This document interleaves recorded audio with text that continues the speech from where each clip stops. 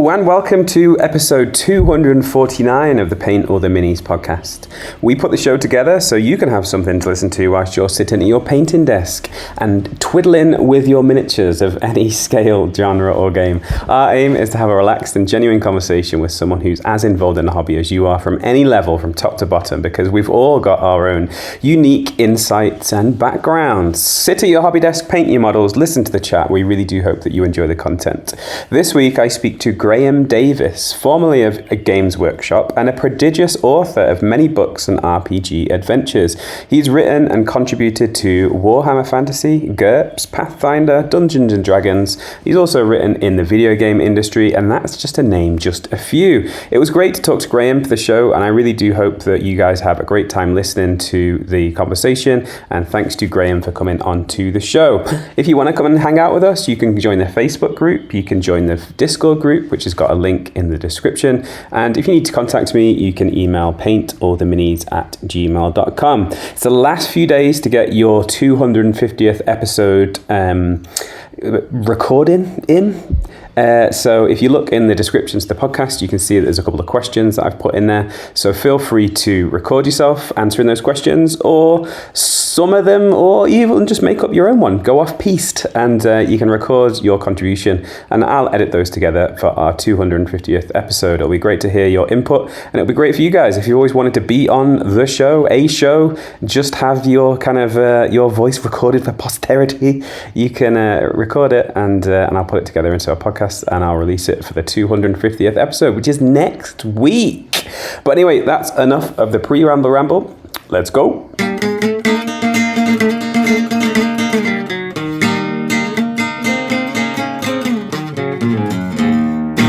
Paint all the minis.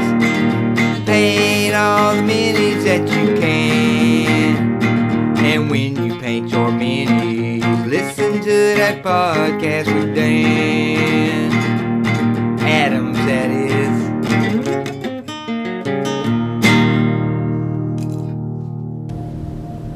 This is Seamus. I'm a wargamer, like you. Not too long ago, I too had an enormous backlog of unassembled and unpainted miniatures, and I struggled with what to do about them. But then I discovered Paint All the Minis. The podcast, the website, the Facebook group, everything about it geared towards making me a better hobbyist. I can paint faster with better detail, stronger shading, stronger highlights. Everything is just better because of Paint All the Minis. So hey, I am here with Mr. Graeme Davis. How's it going, Graeme? Good, thanks. How are you? I'm all right. I believe, correct me if I'm wrong, but an Englishman living across the pond. Is that correct? That's right. I've been living in the US on and off, but mostly on since 1990. Nice. Whereabouts in the US do you live? Just outside Denver in Colorado. Nice. And how'd you find that? When I was working on my post-grad at Durham, I met a girl from Denver who was over to do a course there. We ended up getting married. I moved to Colorado. We ended up getting divorced. I stayed. Nice. Well, not nice about the divorce bit, but nice to see a different part of the world, I guess. So what would be your favourite parts of living in a different country? I don't want to veer into the political, but I'll just say I don't have a favourite part right now, except for specifically Colorado, where the scenery is absolutely spectacular, and I've got a great view of the Rocky Mountains out of my bedroom window. Nice, that's fantastic. So outside of the hobby that we're talking about in the show, what other hobbies do you have? What sort of things do you do when you're not getting involved in working or interacting with the hobby? Well, I'm involved with fundraising for MS, because I sadly have a niece with that condition, though she's doing very well. But her parents run an annual fundraiser, and I help out with that. We've got a nice little nature trail, runs almost by our back door. So I like being out in nature and we take day trips into the mountains to see pretty little mountain towns and things like that. Nice. But mostly, when I'm not working on my day job, which is mobile game development, I'm working on a Patreon project that I've been nurturing for the last 6 months or so. Nice. We'll definitely spend some time talking about that Patreon project, because I'm very interested in what that might be and kind of bringing it to people, and so they can maybe have a look over it. But before we kind of go much further, there's obviously a reason that I asked you to come onto the show, and you very kindly accepted, and you persevered with the technology issues at the start of the show. Thank you for that. So talk to us about how people may have heard of you within the hobby industry, and then also talk about what you do right now on a day-to-day basis. Okay, well, I tell people I've been working in the games industry since dice were made of flint, and that's almost true. I started working for Games Workshop in 1986. By that time, I'd been freelancing for White Dwarf and the late lamented TSR UK magazine Imagine for a few years. And when they wanted to develop Warhammer Fantasy roleplay, they hired me, as well as hiring Jim Bamber and Phil Gallagher from TSR UK at that time.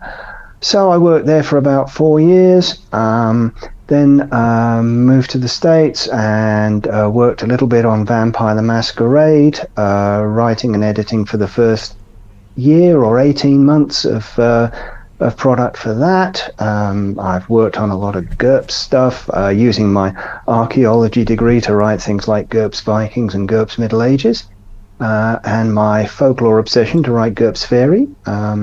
That's recently come full circle because I saw Vesson and basically bullied Free League into letting me write a Britain and Ireland source book for that.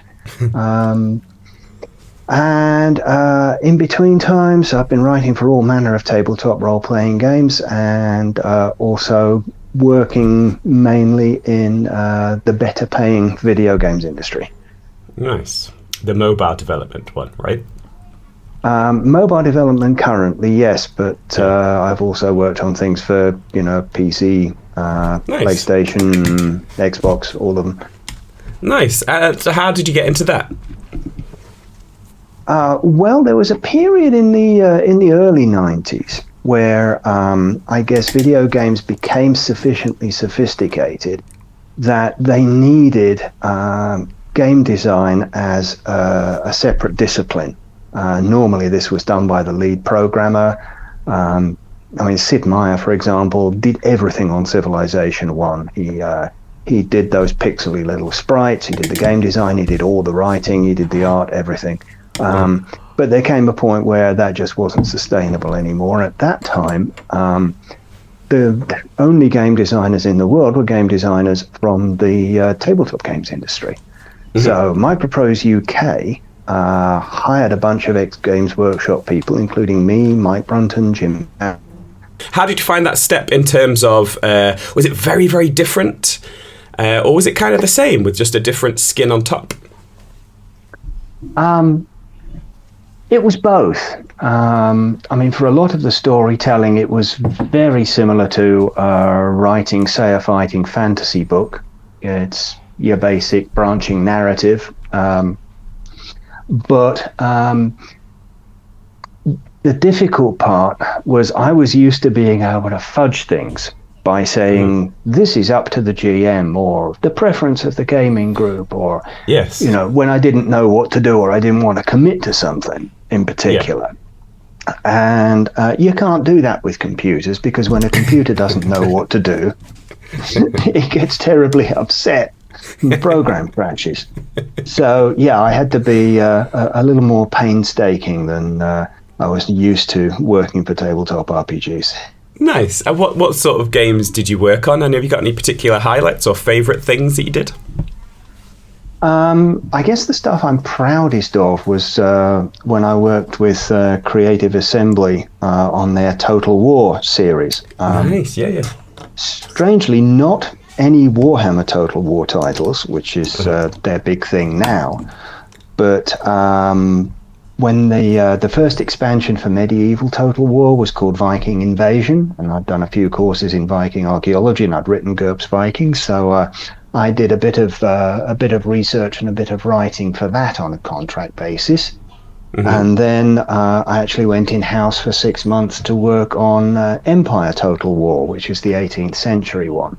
Mm-hmm. And I'd recently, because I'd been working on a tabletop role-playing game called Colonial Gothic, which is sort of Call of Cthulhu set in the American Revolution, I had fresh knowledge of that period, which I could apply to Empire Total War. And was that something of interest to you on a higher level because you enjoyed video games yourself, or is it not really something that you did as a hobby? I did. I played a lot of video games, but especially strategy games. I got totally obsessed with Civilization 1 when I was working at Microprose, and then similarly Medieval Total War, the first one. Took up a lot of my time when I should really have been doing something more constructive. But the problem with working in the games industry is that it leaves you very little time for gaming, or yes. At least when you do have time, you'd rather be doing something different. Exactly, yeah. Yeah, that's cool. So I'd like to talk to you about like RPGs in general for a second. So there's obviously something that's close to your heart and something that you like and something that you are interested in. So when did you first start knowing about RPGs? When did you first start doing RPGs, and what is it about them that you find interesting? Okay, I think I'm going to answer that in reverse order. It all really started when I was about 6. Dungeons and Dragons was very far in the future at that time, but I saw a very old film called Jason and the Argonauts on my parents' black and white television on a Saturday morning, and it had these wonderful monsters from Greek mythology, especially the skeletons, yes. And they were stop motion animated. I'm sure everybody listening knows that film. That spawned an obsession with Greek mythology that lasted through my teens and led me to do Latin and classics at secondary school, and then go on to do archaeology at college. Mm-hmm. In between, because I didn't have, I had terrible A-levels, so I had to retake a bunch of stuff. And while I did that, I was working in a bank in London, which I hated. And so in the evenings and weekends, I joined a local Amtram group in Bracknell, my hometown. And there were some guys there who'd recently graduated. They were working for a computer company in the town.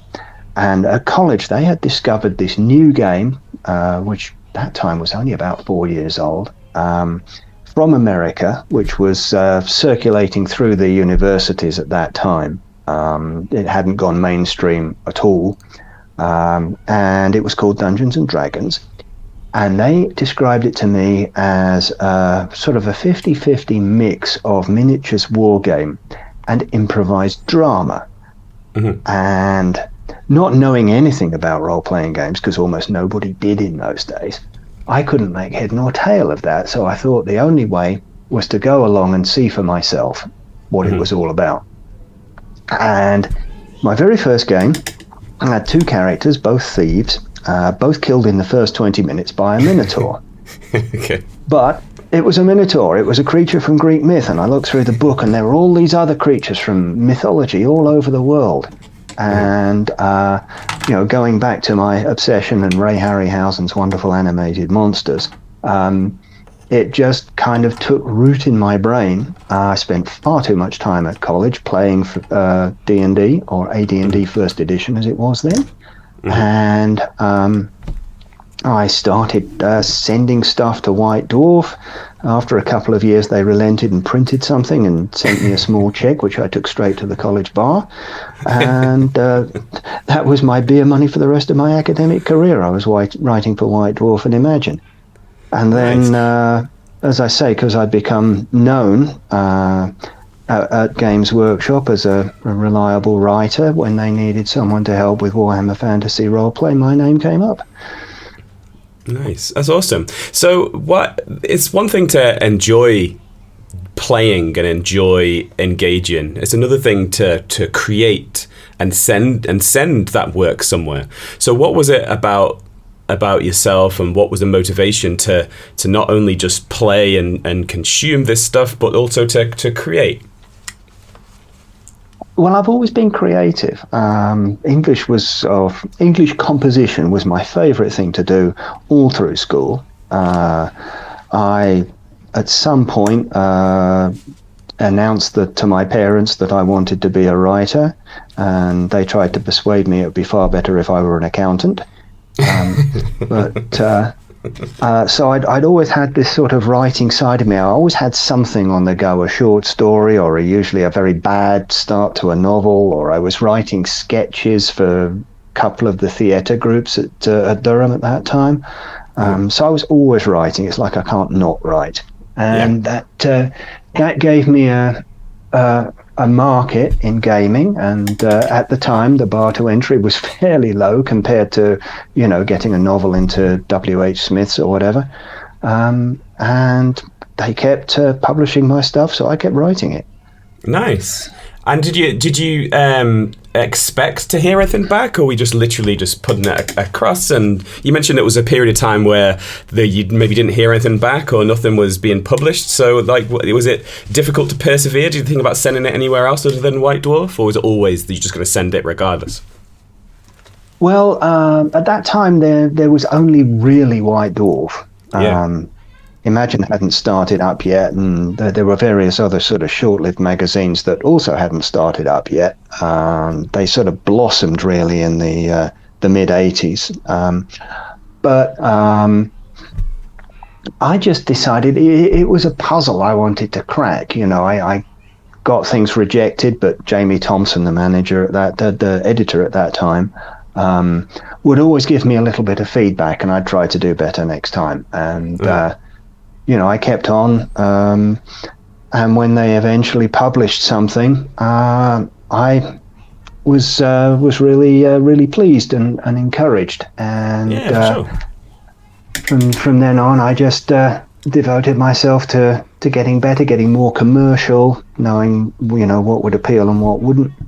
Then Imagine came along, and they had themed issues, so that was very easy for me because I could just pick a couple of ideas that fit with the theme, and they had a greater chance of being published than something I would have sent in just randomly. Plus, Imagine paid a little more.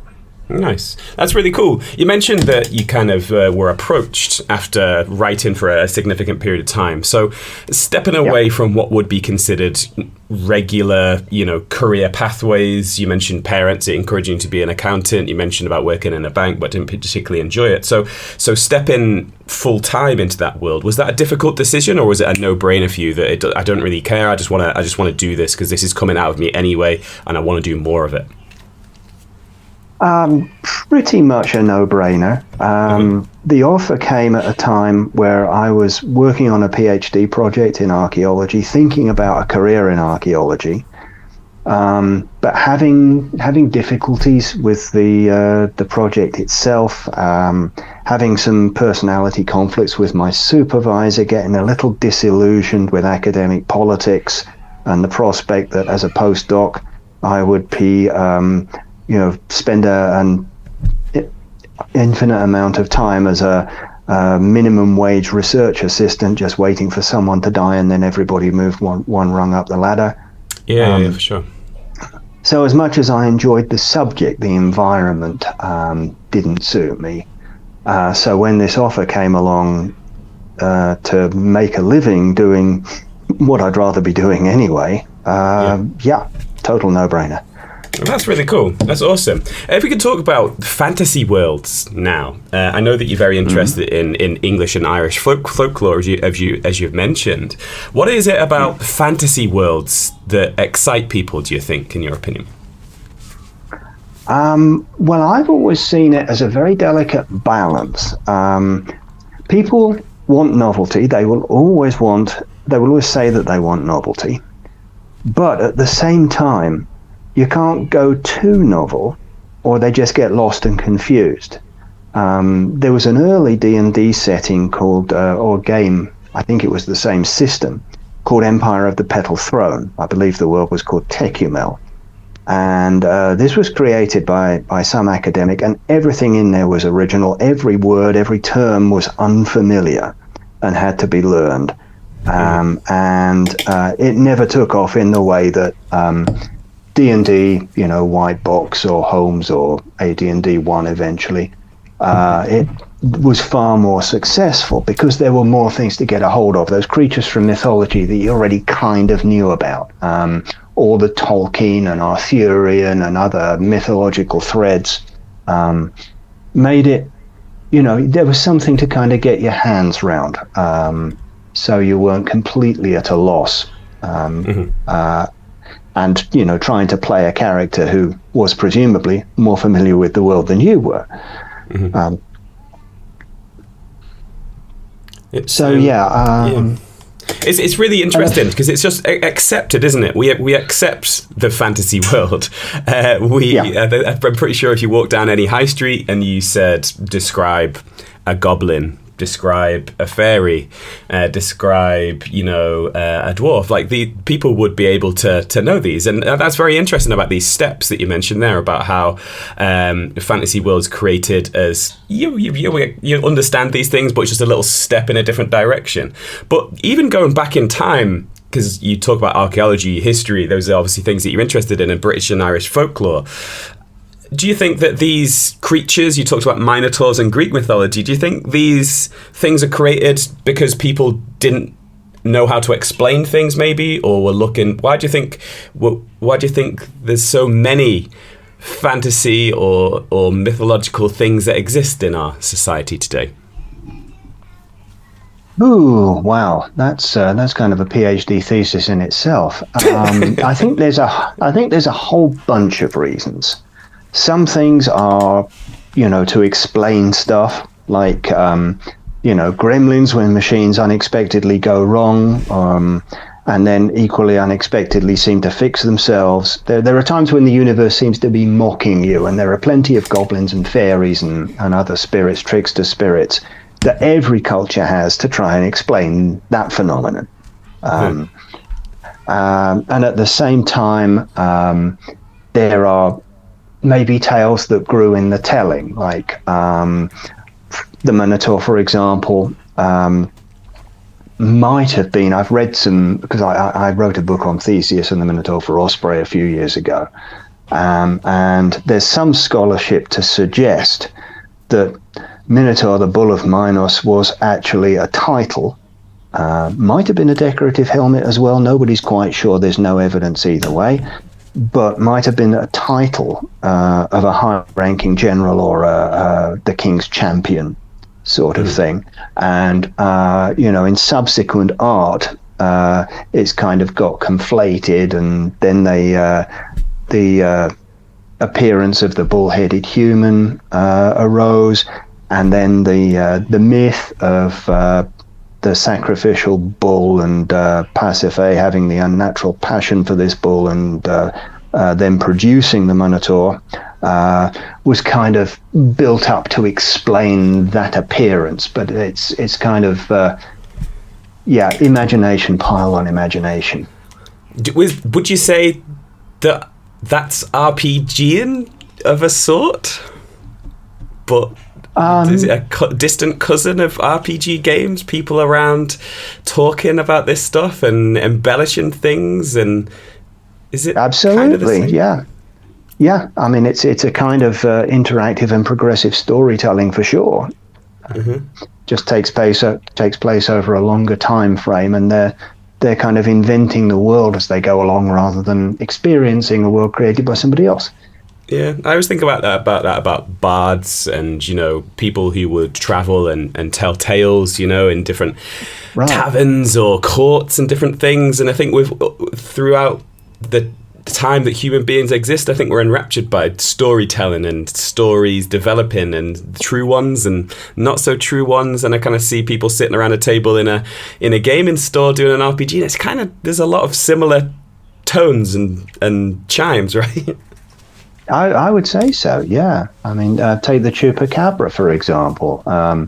That, is a fairly modern cryptid, but it's fairly well established now that what it actually was based on were sightings of coyotes that are suffering from a particular kind of mange that made them look like they had ridgy backs and made them look emaciated because, obviously they were sick and they'd lost a lot of weight, and they were taking risks to get something to eat, which translated in the viewer's eyes to them being unusually fierce.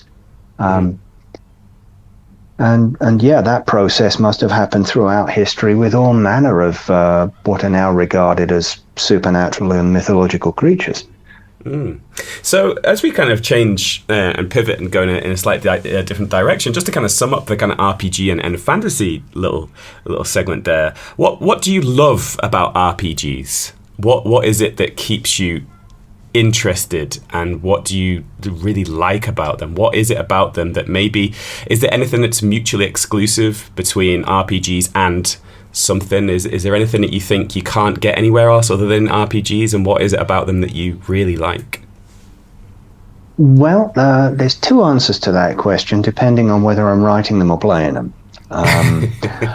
With writing them, it's just this fantastic opportunity to indulge my fascination with mythology and folklore and monsters, and get paid for doing that.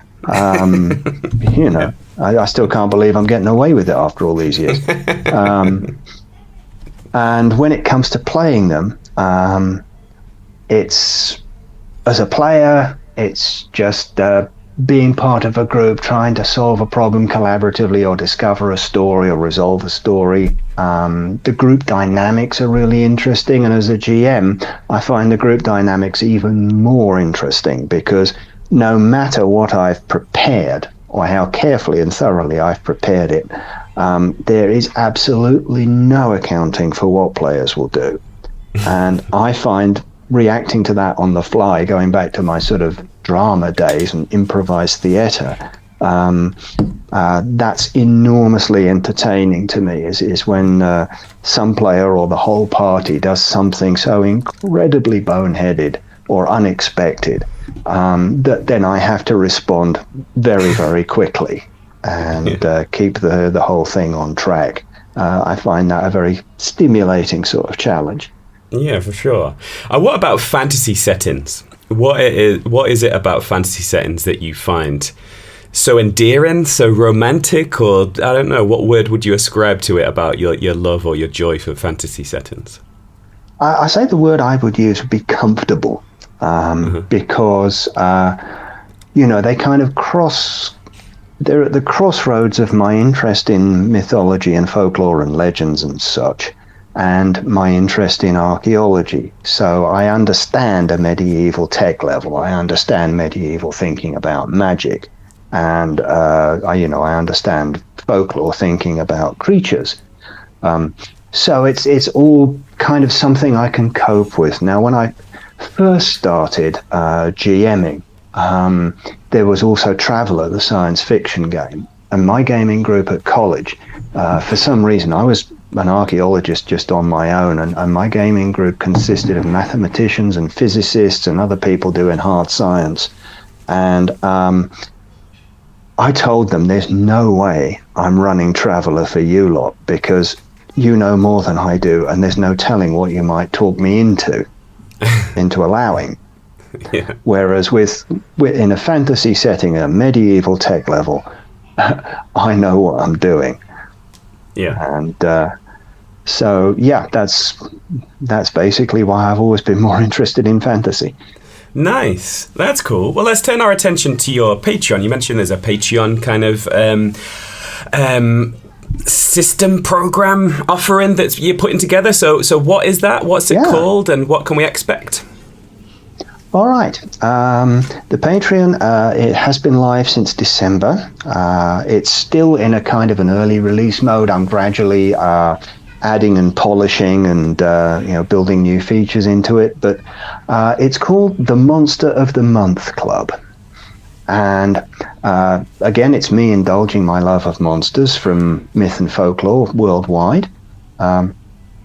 And paying members, there are both paid and free memberships. I post every week for all members, free posts about monster-related topics. Sometimes it's a book review, sometimes it's a game review, sometimes it's a reprint of an old article I've written, sometimes it's an Ask Me Anything, or sometimes it's just something interesting I found online. But once a month, I give paying members 4 to 6 page monster treatment, which is system agnostic. Now, I've been playing around with system agnostic stats for RPGs for a while. It was a real puzzle, a real challenge, because, conventional wisdom would be you can't have system agnostic stats because there are so many different systems. But with the help of a very good playtesting community, I've actually hit on something that works. Nice. So I've got the basic attributes: strength, intelligence, dexterity, willpower, constitution, that are common across almost all games. And I provide 3 kinds of stats. There's a 1 to 20 range for 3d6 or d20 systems. There's a percentile range for percentile systems. And then what really is the heart of the system is I provide comparables. So like strong as an ox, intelligent as a dog, that sort of thing. Which and I'm careful to use comparable creatures that will be common in any rule book, any core book for any system. And between those 3, think of it as a toolkit, but between those 3, you can derive enough stats if you know the system well enough that you're working with. And on top of that, then I've got lists of basic and optional traits and abilities, so you can have all kinds of customization, create elites and leaders and that sort of thing.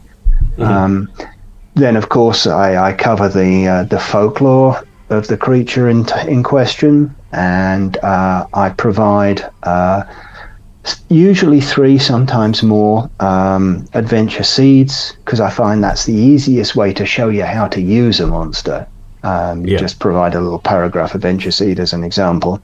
And I provide adventure seeds for pure fantasy settings, for historical settings where magic and the supernatural work, and also for modern day settings. So trying to really, make it available or useful to as many people as possible. And then if there is the information, I'll cover variant types. For example, I just covered a Scottish creature called a fachan, which I think is the correct Gaelic pronunciation, but I could be tragically wrong. Nice. And it's basically, it's got 1 leg, 1 arm, 1 eye, so it bounces around on this 1 leg. And there's a Persian creature called a naznaz, which is very similar. So I cover that as a variant. And then if there are good, well-attributed examples in literature, like, say, undead in the Icelandic sagas, I'll put in some case studies based on those. So it can be, as I say, 4 to 6 to sometimes 8 pages, and you get that every month as a paying member. So that sounds really interesting. That sounds amazing, in fact. And so I guess it's designed mostly for people that are looking for ideas for campaigns. You mentioned seeds there about maybe an adventure that people could go on, and also ideas for monsters. So is it solely an RPG thing, or do you see people interacting with maybe some skirmish games or some tabletop games? Do you see that crossover as well? Well, I'd approached it purely as an RPG thing, but now you mention it, there's no reason they can't be used with skirmish games. Definitely. Because there's a lot of games. Yeah, there's a lot of games that have monsters that pop up. Frostgrave would be probably the biggest example of that, where monsters can just show up. And there's other different games where, you know, monsters just annoyingly pop up at different times. And so that'd be a great kind of different way to play, or, you know, reinvigorate in a episode that you've played before, where you can just insert a different monster. And just the history and the seed that you mentioned is pretty cool. So is the one that you've written over maybe the last few months that has been most interesting for you, or is the one that pops out as maybe one of your favorites? I would say my favorite so far has been the one on the Icelandic Draugr, which are very well attested in several sagas. And you know, on one level, if you use the minimal profile and abilities, they're basically Viking zombies with a twist. But once you get into the optional abilities and the elite abilities, some of them are really terrifying. Some of them were unkillable, for example. If you chopped them to bits, they just sink into the earth and come back the next dusk. And the only way to resolve that was to find out what was causing them to walk the earth. Usually some conflict or you know, something they needed to avenge or otherwise take care of, and deal with that. So yeah, a monster that cannot be killed with weapons is always kind of fun, because it forces people to think, and that's my favorite thing to do in a game. Yeah, it's really interesting as well. You mentioned there about there's a certain reason. So you're looking at that whole myth is deep, isn't it?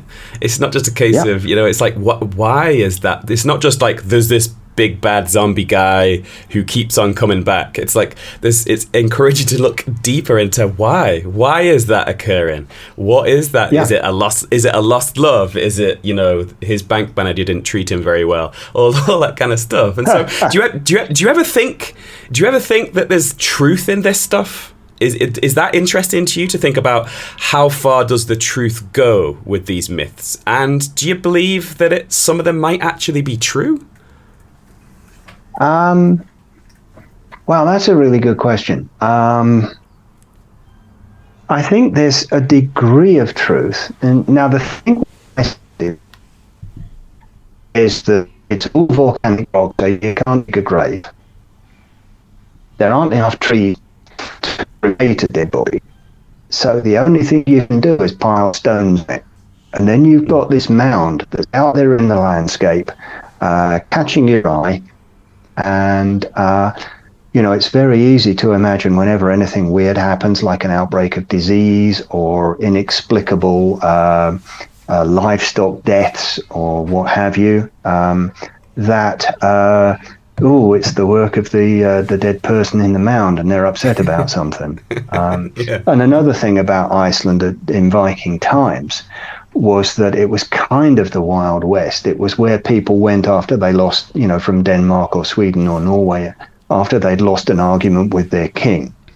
So there were plenty of roving bands of bandits in the mountains who could be responsible for said livestock casualties and stuff like that. And it would behoove them in a way to spread the rumor that there was an undead walking around, to keep people away from their base, and play into that as well. You know, it's not me that's robbing you. It's this dead guy. A little bit like a highwayman, I guess. You know, a highwayman, right? You know, Dick Turpin and all that kind of stuff. Right? Anyway, man, it's so interesting. I think there's the depth of your knowledge and the depth of your experiences. It's incredibly impressive, mate. And I guess that's, you know, partly down to the fact that you mentioned before about how can't believe that I get paid for this, can't believe I get away with this. But, you know, looking so deeply into these things and the research and, you know, the reading, how long does it take to kind of do these monster profiles and the research and the seeds and things in the background? Does it take a significant chunk of time, or is it just stuff, I just do this anyway, this is my fun? Well, it takes a certain amount of time. The writing's usually fairly quick because it's stuff I know anyway, or that I have close to hand because I have a ridiculous number of monster and mythology books. But I'm learning to get quicker with things like layout and PDF conversion and stuff like that. But as you said, it's just basically me having my fun and wanting to share it with other like-minded people who might be interested in interesting monsters for their games or just to read, because a lot of people, will buy, or let's say most people have more role-playing stuff than they will ever play, but they get it to read. Like I get monster books to read. Yeah. That's awesome. So, what as we kind of talk about like the current day and also the future, what sort of projects are you involved in now, and what sort of work can we expect from you over the next maybe year or 2 years? What can we look forward to in terms of what you're creating? I'm keeping up with. I have a blog, graemedavis.wordpress.com. And I'm gradually putting up a whole bunch of memories from Games Workshop, and occasionally I'll come across an unpublished thing from the 80s. Like I just found a bunch of old Advanced Hero Quest stuff that never saw the light of day, and I put that up. And people seem to be interested in all of Games Workshop back in the day. Why do you think that is? Sorry to interject. Why do you think that is? Why do you think there's a big interest in old Hammer and mid Hammer? Like, why do you think there's a lot of that nostalgia? Is it just natural that those people are kind of getting older and they're starting to reflect on fonder times when maybe their back didn't hurt? Or do you think there's an actual reason other than that? I think you may have hit it on the head there. The hobby has got to the stage now where nostalgia can be a factor. Dungeons and Dragons is 50 plus years old now. Warhammer Fantasy roleplay will be 40 next year. And so, it's a way for people to reconnect with the things they enjoyed in their youth, and maybe still enjoy. And for more recent players, to look back on and see how we got to where we are with things like the lore of the Warhammer world, for example. How it started, how it developed. Yeah, and sorry, carry on with your normal day-to-day stuff. Sorry to interject. I thought it was a poignant question. No, not at all. No, it's a very pertinent question. And day-to-day, well, I have a day job working in video games. And I work for a developer currently called Nant Games, which is fairly new. And we have put out, I think it was last October it was released, a mobile geolocation RPG called Mythwalker. Mythwalker.com will get you all the information on that. But basically, if you're familiar with mobile games and geolocation games, it's as though Pokemon Go and World of Warcraft had a baby. So you're wandering around the world, and you're through your device, you're viewing the fantasy world of Mythera. It has a strong mythological component because I'm involved, and it has additional features beyond what Pokemon Go would offer, for example, because it has quests, it has character development, it has an emerging storyline, and all of the stuff you would expect from a MMO, such as World of Warcraft or EverQuest. Interesting stuff. How do you feel about that whole augmented reality stuff? Is it something that you are excited about? Is it something that maybe is it a direction that you think is a positive one? I've thought so for a long time. Now, I should point out that Mythwalker isn't actually augmented reality because it's a down three-quarter view as you're moving around the map. So it's not first person, but ever since I first saw Doom back in the 90s, I've I've thought, I want to do something where you're actually walking around, and instead of walking around a futuristic complex blowing up zombies, you're walking around, say, Shakespeare's London or Augustan Rome, and you're interacting with people and you're following a storyline. So something like that. And I've always been interested in the obviously the archaeological and the virtual tourism possibilities of that sort of app. But it's not terribly commercial. People tend to be turned off by anything that smacks of education. Which is strange, because I think human beings are hardwired to learn and to want to learn and to absorb, right? Yeah. I think it's maybe just the way that historically people have been forced to learn mass education. But anyway, that's a different podcast entirely. Yeah. But thanks a lot for your time, Graeme. It's been great to talk to you. And it's been a pleasure to hear your insight and your experience in different things. And I hope that you enjoyed the conversation too, and it wasn't too much of a chore. And I really appreciate you giving up an hour of your leisure time, especially on a Saturday evening. Oh, thanks for having me. I've enjoyed it too.